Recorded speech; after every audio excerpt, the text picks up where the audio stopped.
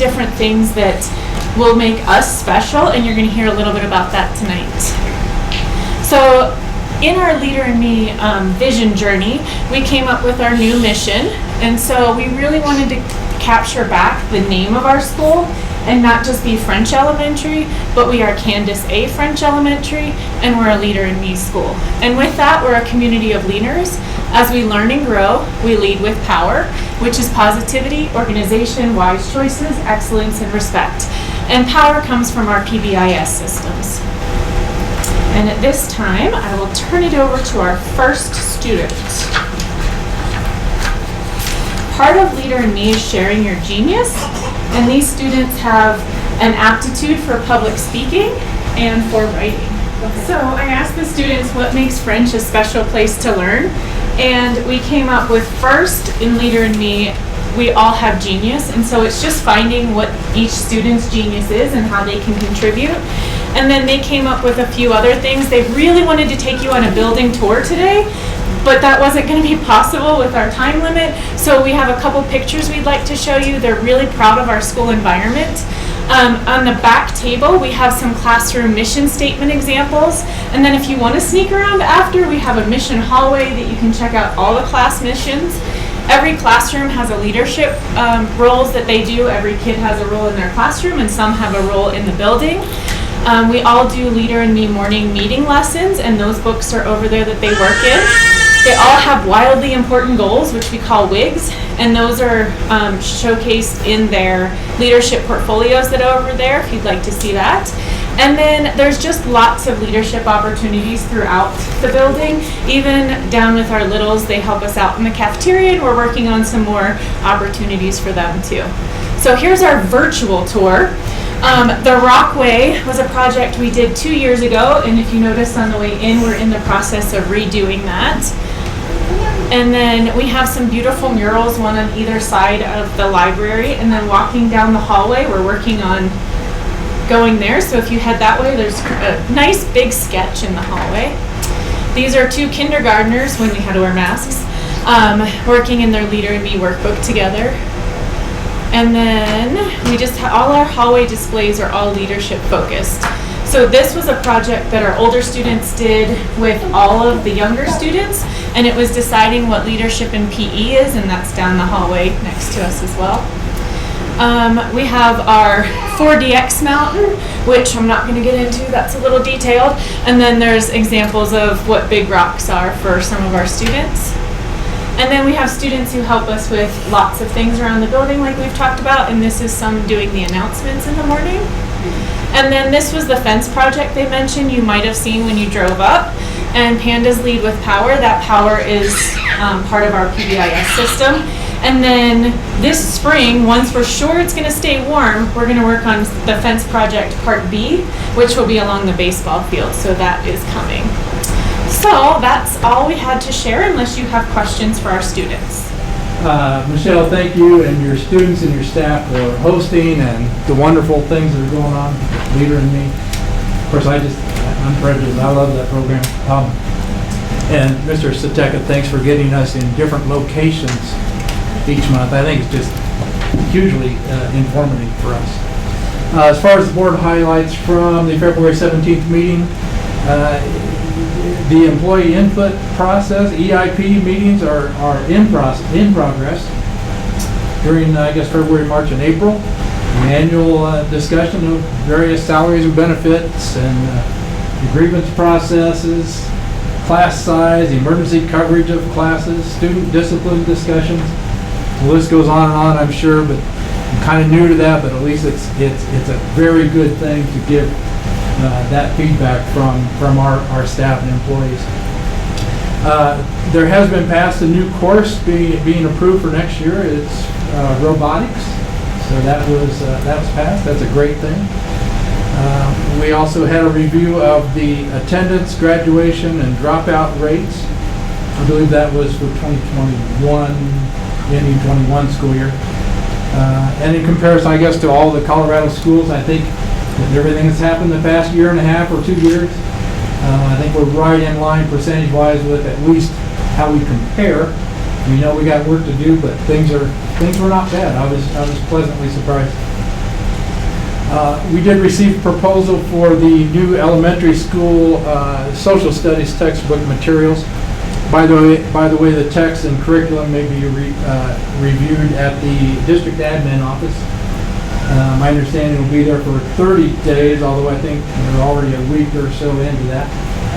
So anyone who wants to review textbook materials, you can call the admin building and set up a time, set up a time or an appointment to go review those materials. There are also, as you know, ongoing capital projects. So there's a prioritized list of building repair projects that's been discussed. I know one of the things currently that they're making a priority is the installation of the ADA handicap buttons for every entrance to the building. So that's a good thing. Next month, our school board meetings, Tuesday, March the 15th, starting at noon. It's a great opportunity to come and listen. It's not one of those places where you can come in and have your comments, but you can certainly learn a lot if you want to come in that afternoon. The main board meeting, of course, is Thursday night, March 17th, starting at 6 p.m. And everybody's invited to come and participate, and you can, of course, make comment at those meetings. I think the DAAC meeting, as I've gotten involved, is really, really good. I know it used to be kind of a limited group, but I think one of my goals is to try to expand this group, because, I mean, next month we're going to Grand Mountain and invite everybody to come there. And I think the more people we get involved, the more community relationships that happen, rather than just our educators showing up. I think we need communities. We need that community buy-in, because there's a lot of good things going on in District 3. And the more we can put it out there, the better we are. So, thank you. Thank you very much. All right. Thank you. I want to thank all the students that have participated this evening. It's been a great opportunity to hear from both the elementary and the junior high and the high school, and just to see all the different activities that are happening. And I know that we may have to think about this differently. Let me see if I can do this without my clicker. There we go. So one of the things that I want to make sure that I have a chance to do here with you tonight is to close the loop from one of the first conversations that I had with the DAAC group, which was about the equity audit that we went through. And we talked a lot about why we did it. We talked a lot about how the whole process came into place. And actually this group got involved a little bit with the process with the auditors that came in. They actually didn't come in, it was virtually, it was during the pandemic, but we spent a lot of time just talking with them and them talking to us, and they really got a sense of what is Widefield and who is Widefield and what are we all about, and trying to get a sense of the culture so that they could have a context of some of the information that they were getting from us. I just want to go through, because we have actually completed that whole cycle, and we have findings that they came back with us for, and they have some recommendations and things that we have been able to look at ourselves a little bit deeper in some areas. And really it gave us a lot of sense of, you know, what are we already doing that's the good work that we need to continue to do?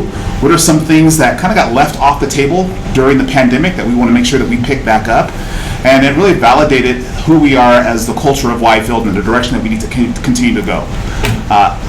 Show of hands, who got to see the town hall about the growth in our district? The district growth, the conversations about how much our district is going to grow, the developers that come to us and tell us where they're going to build out, how many thousands of homes are going to show up in different places. We are already seeing the results of some of that growth just within Grand Mountain, some of our schools out here that are seeing that growth. You see Amazon that's being built. So we're seeing an influx of people that typically is not part of, or has not been part of, the history of Widefield. And that's great, because it changes who we are. It changes kind of the outlook and the direction of where we're going. And it gives us a chance to make sure that the culture of Widefield and the traditions that we really hold true and dear are going to stay in place for as long as Widefield is here. So we want to make sure that we get a good grasp of who's coming in new and what the needs are of all of our current folks and the folks that are coming to us just recently. So just going to quickly go through the process of the audit, and then I want to share with you some of the results that they shared with us and some of the actions that we are taking. There it is, finally. So why the error audit? One of the things that we saw initially when the pandemic hit was that there was a clear indication that there were students that did not have what they needed to be successful. That we saw that when we had to go to virtual learning, when that day came and we said, we are closing schools and we're doing something we've never done before, we were able to take some of the finances that we had and purchase computers and do some of the things that we knew that students would need to be successful. But we saw time after time after time that there were more needs in different places that we never knew that we had, and we knew we had to be responsive to it. Because if we're going to be successful, we have to make sure that every student has what they need to be successful. And so we saw that there was a balance or imbalance of resources during the pandemic. We saw that there was consistent disparities in some of our achievements within some of our groups of students. And we've looked at that over time and started to realize that within the different groups that are part of Widefield, we don't all perform equally. We don't all have the same outcomes or the same results that we see consistently over time. And we were also hearing from some of our parents that have been here for a while, some of our parents that are new to us, that they were giving us feedback regarding some of their concerns with the interactions that they've had within our district. I can tell you, I'm sorry I didn't introduce myself. My name is Kevin Dern, Superintendent, Widefield School District 3. You may have seen me on such shows as What's Up Widefield? If not, tune that in. I've been in this district since the 3rd grade, and I really feel a part of Widefield School District just from the very essence of who I am. My identity is based on Widefield. My success I always attribute back to Widefield, but I'm an anomaly. Not everybody comes here from the 3rd grade and stays until they become the superintendent. A lot of people come and they go and they bounce from different places, and they deserve the same experience or the same good feelings that we all have, that I've had when I was a kid. And so how do we make sure that we have an equal experience for everyone, and everyone has that same good feeling of Widefield as they come and go? And if we're not experiencing that, if we're not giving that to all of our community, then what do we need to do differently? What can we do to make sure that those things are happening consistently? This is going to be a frustration. So the process of the error audit was this. We kind of got out of the way. We got out of our own way and said we want somebody else to come in and look at who we are. We'll give them everything that they need. Do you need student achievement data? Here it is. School demographics, our diversity of educators, our discipline rates, special education and gifted talented information. We opened our books to everything. Our school finance. We even created and had them put focus groups together with students. So we had a group of students from the high schools. I think we just did high schools, but we had Discovery, Widefield, Mesa. I don't know if we had D3 at that time, but we called on students to come together and talk to the auditors. And they were going to ask questions. We had no control what the questions were going to be, but they were just going to give questions to those students and get feedback.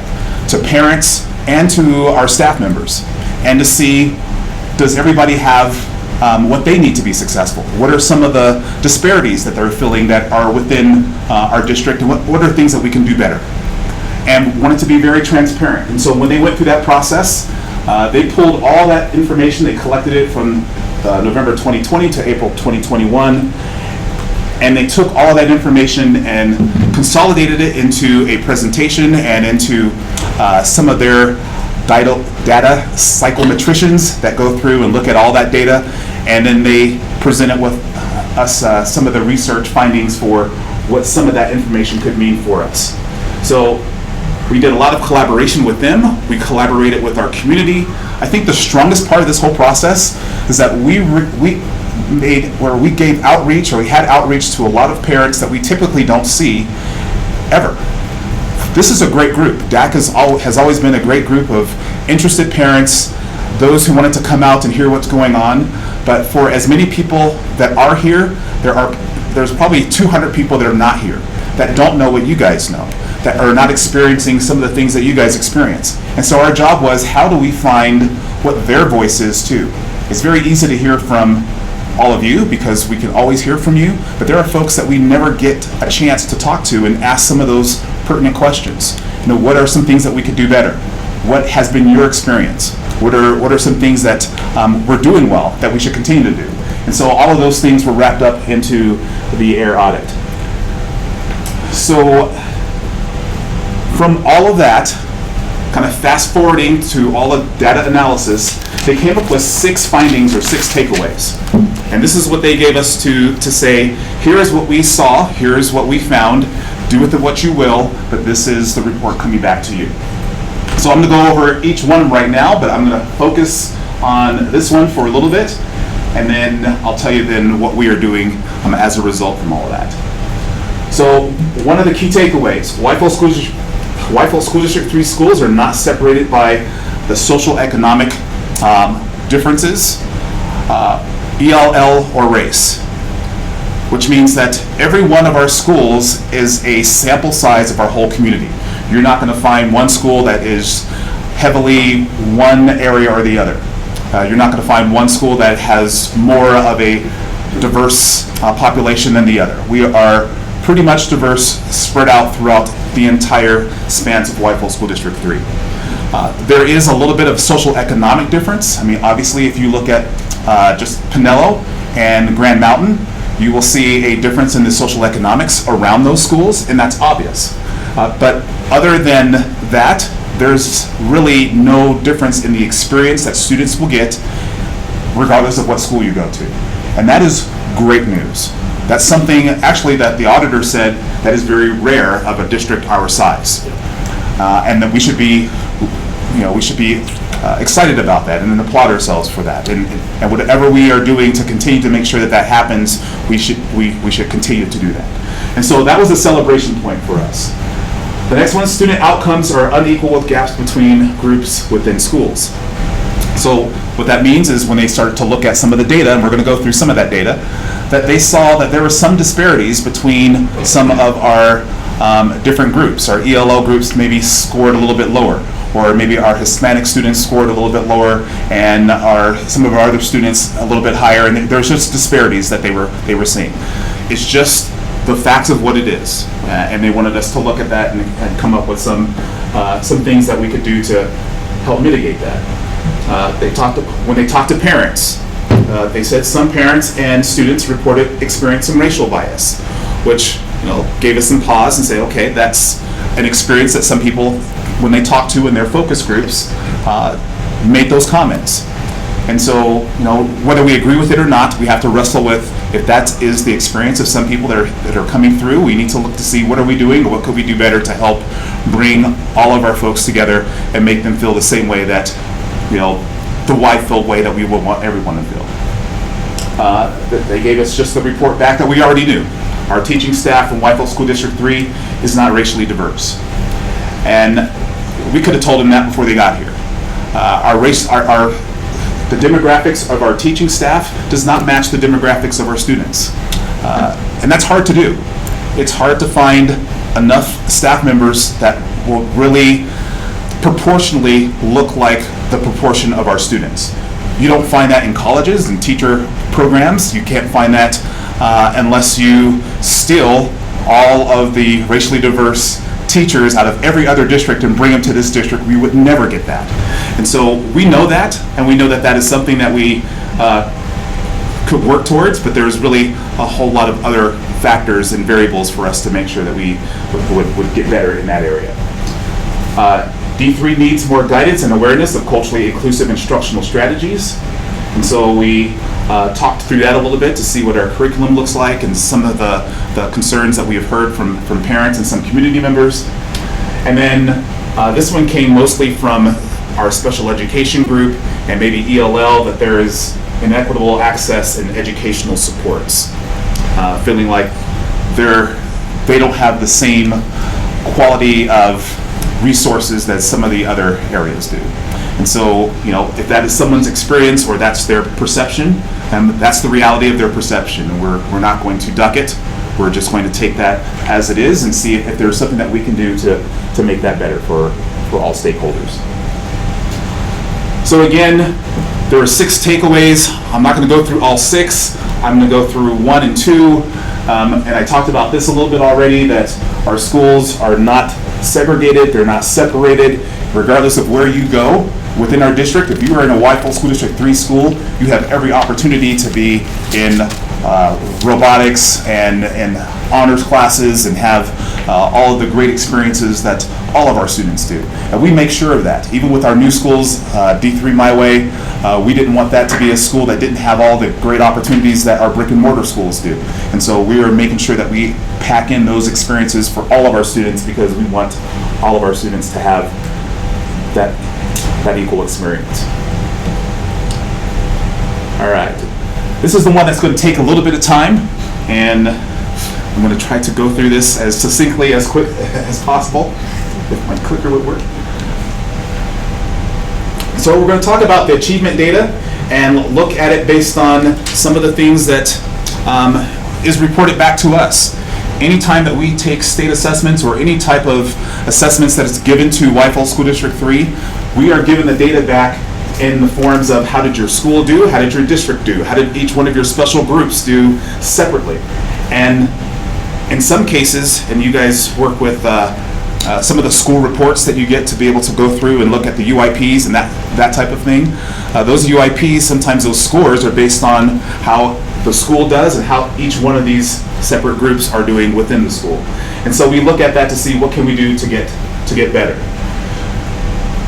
So a quick way, or somewhat of a way to go through this, is to look at how we have performed in our free and reduced lunch students, our special needs students, our ELL students, and our racial demographic students. This is going to be annoying. So one of the things that I just wanted to make sure that is pretty clear for everyone, when you talk about free and reduced lunch, we're talking about students and their families that have a yearly household income within a certain threshold. And so this is a little bit old. I think this is right before the pandemic, so I know these numbers have changed since then. But if you are a household of, let's say, 3 members of the family, and your combined household income is less than $26,000, then those students would get a free lunch, and they're considered a free lunch student. If it's less than $37,000, then it's at a reduced price. If you add more to your household, those numbers change. But the more you kind of go down that list, you can see if you're a household of 8 people and you made less than $53,000 collectively for every person that's in the home, students as well, that would be a free and reduced consideration for that household. For a reduced guideline, or for a reduced lunch, that would be $76,000. I just think about when I was a teacher first, when I first started off as a teacher back in, was 1874, I made $22,000 a year, and there was 5 people in my household, and I was the only wage earner. So I know those numbers would have changed back in 1874, but you can see as you kind of go through this, it's there for us to make sure that our students have what they need to be successful. We don't want kids to be hungry. We don't want them to have to worry about where their next meal is going to come from, and we try to take care of that while they're in our care. And so this is a great way for us to make sure that we have that need met within our students. But also it is within tracking achievement. It's one of the ways that the state tracks to see, are we doing good, are we doing right by all of our students?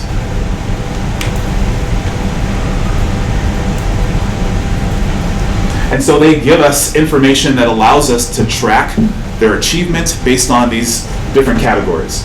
So the achievement data, I did this just so I could succinct a lot of information into a small package, and you can see just an overview of where success is happening and maybe where there are some disparities. So I'm only looking at 4th grade, 7th grade, and 11th grade, just for the sake of argument, just for the sake of conversation. We're also, for this page, we're looking at just our free and reduced lunch. And if it's 4th and 7th, it's all CMAS scores. If it's SAT, it is, or if it's 11th grade, it's SAT scores. So for those students who are free and reduced qualified, if you look at comparing the student scores compared to those who were not free and reduced lunch, you can see over a 4-year period, and I just took all 4 years, compressed it, took the average, so we just talk about what this looks like over a period of time, if there's a consistent pattern to some of these disparities, and we could see that and it would pop out. So for 4th grade, the difference between a free and reduced student and a non-free and reduced student over time is pretty consistently below average, below the average of scores of all of our students. 7th grade, we're seeing the same thing. And SAT scores, we're seeing the same thing. And so what does that tell us? That tells us that there's something that that group needs that we're not providing. There's something that we need to talk to parents. We need to have them more involved. We need to give them a chance to tell us what are those barriers that we could help them with so that we could provide the resources available that we would have to give them to be more successful. And that's all we're trying to do. We're trying to make sure that if there's a gap anywhere, we have to find a way to fill that gap. It's what we do. It's our job. So that is pretty consistent. It's not a red flag, but it is something that we want to consistently work towards. And there's some research that says if you do certain things, you could change these scores. So now let's look at special needs, our special needs students. Special needs can be a lot of different things. If you have an IEP, then you typically would have special services that are wraparound services that come to you. And we have lots of folks that are special education trained. We have special education departments. We have special education funding. We have a lot of resources that wrap around special education because this is a group that has already been an identified need for many, many years. And if you look at the scores, again, over a 4-year period, just looking at 4th grade, 7th grade, and 11th grade, and I just randomly picked those to display, but I could have picked any one of the grades that were tested, and it's consistently kind of the same thing. So when you look at the scores comparing to those students who have an IEP or those students who are your special needs students, on your CMAS scores are significantly below the average compared to those who are not on an IEP. For 4th grade, same thing for 7th grade. And I know the numbers look dramatic when you talk about SAT. The SAT has a overall scale rating that's a lot higher than your CMAS scores. So I think the highest score that you can have for SAT is a 1600. I think that's your top. So, and the highest score here, I can't remember what the highest score for your CMAS is, but it's not 1600. So you're going to see these numbers be a lot bigger. But the point is that there's consistency in the numbers and that disparity. And we know that, and we have resources that we're wrapping around that. Sometimes that is something that, I don't want to say cannot be overcome, but sometimes that's neurological. And we know that there are some things that are barriers beyond what we can do to bridge that gap. But it doesn't mean that we can't try or that we don't have continuous resources that we're wrapping around that to help all of our students and making sure that they are going to have and see success. So we see that consistently. English language learners. That's the reality of any community. You're going to have people that come to us, and we do, that don't speak English well, or English is their second language. And we have to do two things. We have to get them to be able to be better English learners, but we also have to make sure that they are performing within all the different tested areas and all of the areas that we're trying to have all our students be successful with. Again, over the same 4-year periods, looking at grades 4, 7, and 11, you look at the range of disparity, and we see that if you're an ELL student, just overall, over the last 4 years, 4th grade is about 23 below the average. 27 below in the 7th grade, and then SAT, there's only a 33% deficit between that. Again, that's a higher skill score, so those numbers are still a little bit uncomparable. So let's look at gender. When we get data from the state, they always pull it into all kinds of different categories, and so we want to look to see, are there consistent disparities within just gender groups? So I'll break this down again. This is over the 4-year period, looking at 4th, 7th, and 11th grade. When you just look at your overall scores over the last 4 years, your female group does a little bit better, slightly, than males for 4th grade, for 7th grade, and then again 11th grade. The numbers are not as separated. I see some board members smiling back there, high-fiving. I wanted to break this out because I was a former math teacher, and so I love data. I love to look at statistics and see what's going on underneath. So I looked at, what about ELA, which is the English language class, or English language assessment, versus your math assessment? Are there consistencies in disparities, or does it vary? 4th grade, the girls do a bit better than the boys. 7th grade, again, at 11th grade. So there's consistency within your English scores. If you look at math, females do a little bit lower, but really the disparities are kind of negligible when you get down to these. I mean, they're fractions of points difference rather than the whole points that we've seen in other areas. And so what do we take away from that is that, do we have anything that is causing our boys or our girls to do any better or worse? Are there things that we can do better? I mean, yeah, we look at programs, we look at what type of classes usually most of our girls like to take, especially when it's an elective class and they have choices, and making sure that we keep options open for everyone. We have a mill program that gives all of our students an opportunity to do some really cool things, and we want to make sure that that is just not a boy program. We want to make sure that everybody can be involved, and we advertise to get that out there for everyone. The area that a lot of people get uncomfortable with, I don't shy away from uncomfortableness. I eat uncomfortable for breakfast, so let's just go there. Our student demographics for our racial background, I just want to put this out here to show what is the racial distribution of our district with our students. So let's just read this out. We have 8% black, 29% Hispanic, 46% white, a very small percentage of Hawaiian, Pacific Islander, Native American, and Asian, and we have a 13% multi-race, which is kind of a new category that they came out with not too long ago. If any student had, before, if they had a parent that was black and a parent that was white, they made them choose. Which one do you want to be? Do you identify with? And so this multi-race really gives you an opportunity to say, I don't need to be one or the other, I can be both. And I'm a part of both my mom and my dad. So we start looking at what that carries through with achievement data.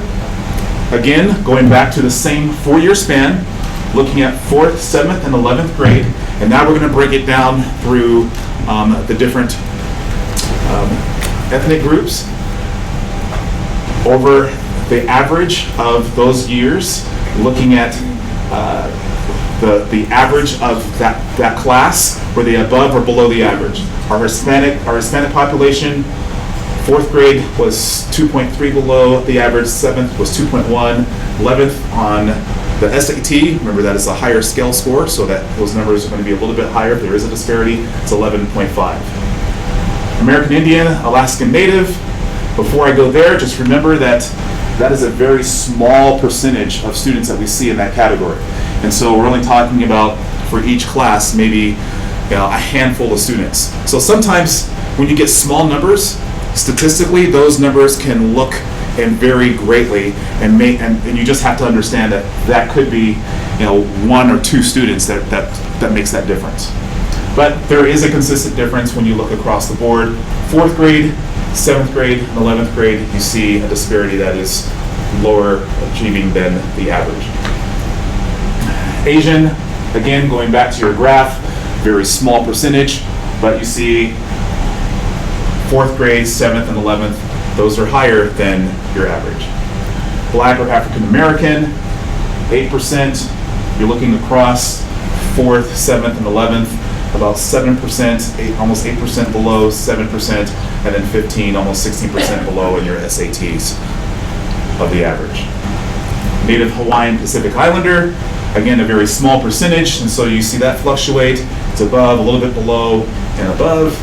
Our white students, a very prominent portion of our population, 2% above, 3%, 11.67% above the average. And then 2 or more race, which is a significant proportion of 13%. They're above in 4th, below in 7th, and a little bit below on that higher scale score for 11th. So you look at all this and say, okay, what can we do? What is it? Does it matter? Or can we have an impact? What's our next steps? Should we panic? We take a look at this all the time. Our board sees this data every time we have data that is reported from the state. And they see it broken down in ways that we can kind of look to see what should be our next step. Our next step should always be, what can we do? And what have we done? And are there things that we could work towards to improve, or at least kind of shrink some of these numbers? Whether it's the ethnicity or our ELL or our free and reduced lunch, all of these students matter.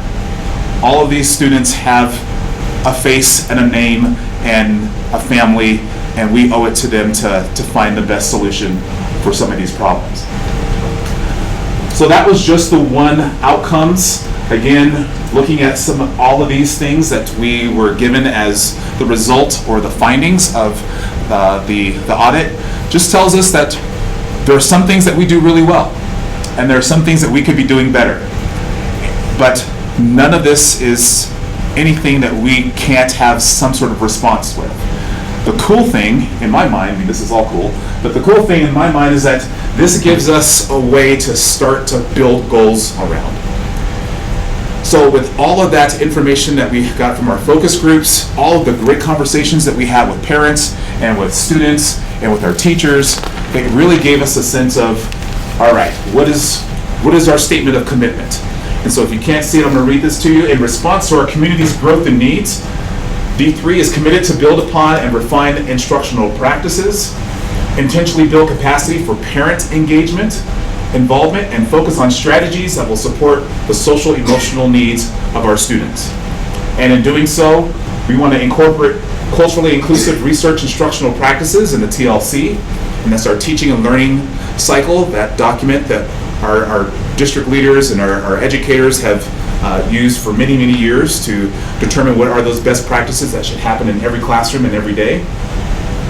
Increase parent engagement. You see this over and over again. We have to find ways to get good outreach to those parents that will never show up in this building, which is one of the reasons why we record now meetings like this. We started recording and live streaming our board meetings to get more involvement for parents. No longer should we just say, the door is open, here we are, wait for you to come, and hope that you get in your car, come here, park your car, walk in the building, and go through all that effort to be a part of us. We need to have a way to get to you or meet you halfway. And so one of the things that we're trying to do consistently is, what can we consistently do to make sure that all of our parents have some sort of connection with what we do, all the great things that we have available for all of our students, and hear feedback from them so that we know what we need to do to even do that much better of a job. We're going to create a strategic plan. And as we create this strategic plan, it's almost like the engineering process. We want to define the problem, have a vision and a values and culture of what we want to accomplish. Like the survey is going to go out. That's part of that diagnostic tool that we use to see how can we create goals and strategies and action plans around that. Then how do we execute our priorities? We're going to keep ourselves accountable. How do we communicate? We review what we're doing, and then we continue that cycle again, where we just kind of build upon what we are always looking to do to try to improve as we go through this whole process.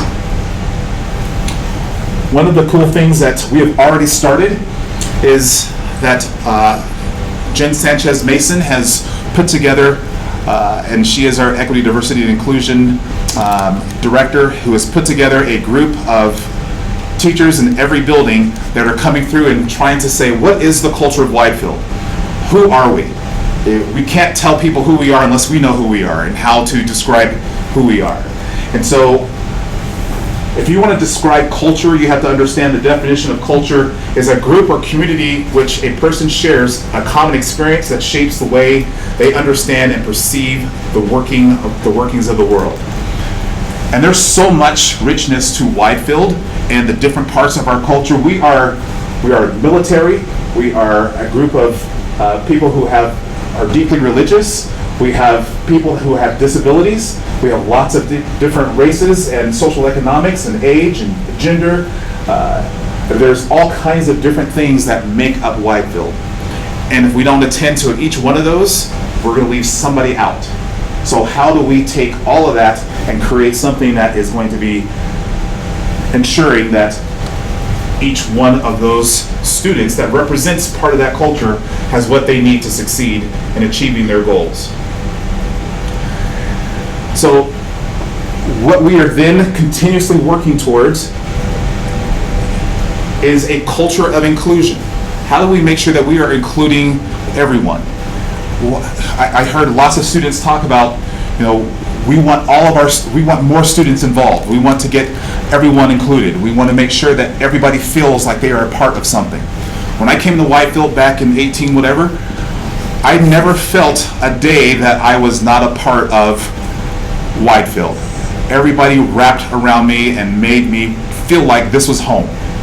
I had my teachers and those who kind of worked with me just developed me into who I am and just made me feel like I was always a part of something.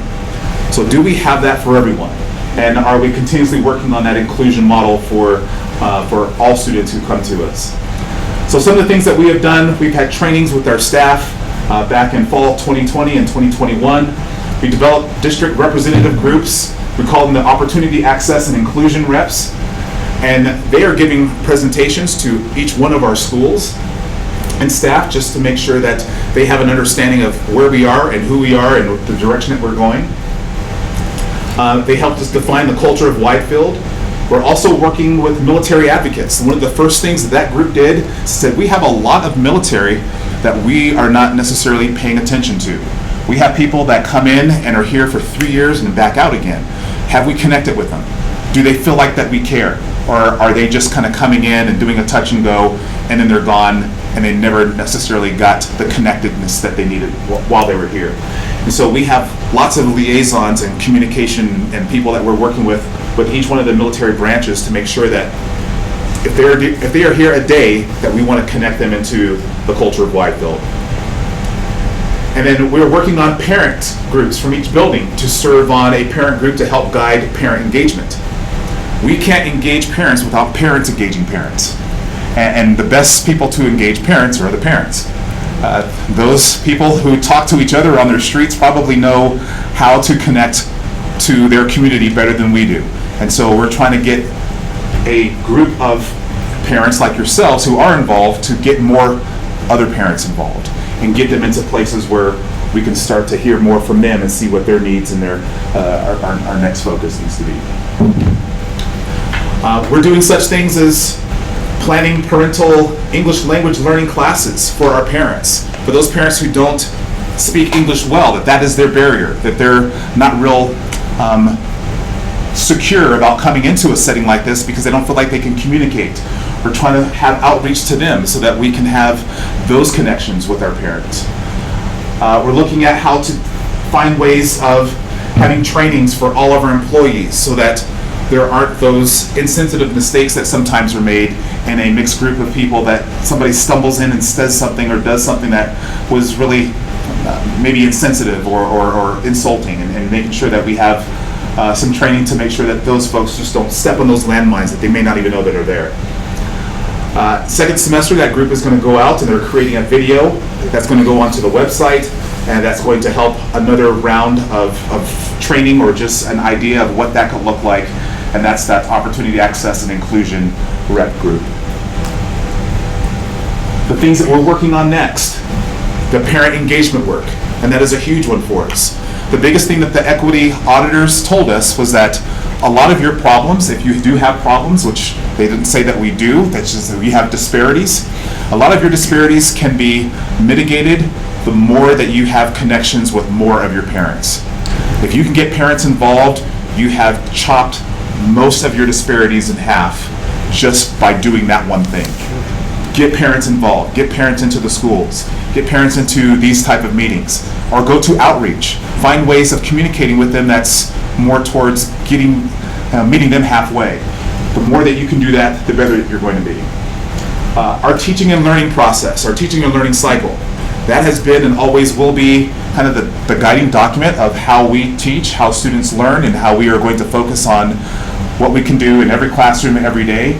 It's research-based practices. It does already have embedded cultural inclusive practices in it, just based on what research says are best practices for all students. And then one of the things that we heard is that we have or we don't have opportunities for those students that do have different ethnic backgrounds to have courses that they can elect to take that they would be interested in. And so we are looking at coming out with Black history class, or Asian history, or Hispanic history, or women's studies classes. We are opening up ourselves to say what are some things that our students could benefit from and have them as elective classes for them to take at the high school level so that they feel like there are other things that they can learn as well as the things that are necessary for them to learn and graduate with. So that was my sort of quick, not so much presentation. I knew it was going to be longer than what I want it to be, but my last parting thought is that I really feel like when you educate, it's almost like trying to get everybody water in their cup, trying to fill up everyone's cup. If I had a hose up here and I opened up the hose, and my job was to make sure that you had a cup, and that cup had at least a water that was measurable, and the amount of water that you had in your cup was going to be your success. First of all, I had to make sure that you have a cup. Second of all, I would make sure that your cup was right side up. Third, make sure that you're actually facing me. There's so many things I would have to do to make sure that your cup is going to have water even before I open the hose, so that everyone has the equal chance to get as much water in your cup as possible. That's what we're here to do, to fill all of our students' cup with as much as they need to be successful. We want to get them all wet because we want to get the whole child connected. But what goes in that cup is sometimes the things that we measure, and we want to make sure that we are measuring all the efforts that we are doing to get everyone's cup filled.